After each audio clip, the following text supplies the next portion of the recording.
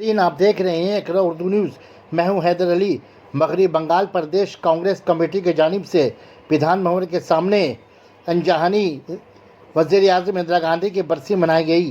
BJP किसान मुखालिफ bill और आवाम मुखालिफ बिल के खिलाफ सत्याग्रह की शक्ल में धरना भी दिया गया।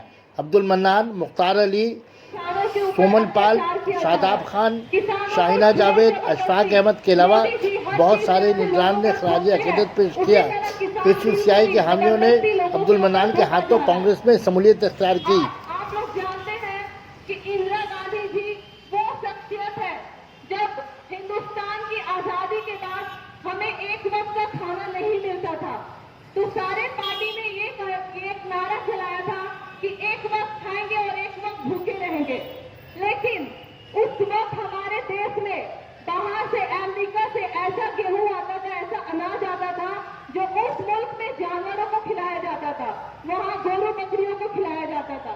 वो अनाज हिंदुस्तान के अवाम के लिए आता था। ये हमारे लिए बहुत शर्म की बात थी।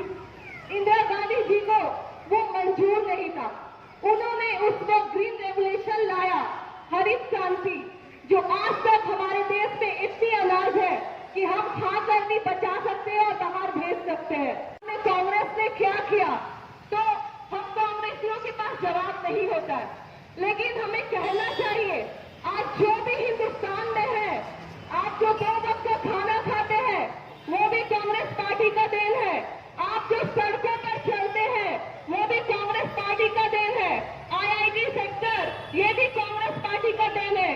और माफ करिएगा, बीजेपी के बड़े बड़े नेता जो कहते हैं, आपके अमित शाह जो हॉस्पिटल में एडमिट थे, एम्स में कोरोना में जो लड़ाई लड़े थे और जिंदा वापस आ पाए, वो हॉस्पिटल भी कांग्रेस पार्टी का देन है।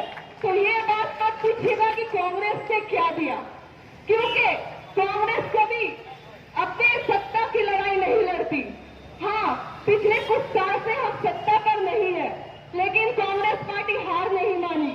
कांग्रेस पार्टी लड़ाई कर रही है, वो आम इंसानों की लड़ाई है। मजबूत रोड करना है। बहुत बहुत शुक्रिया।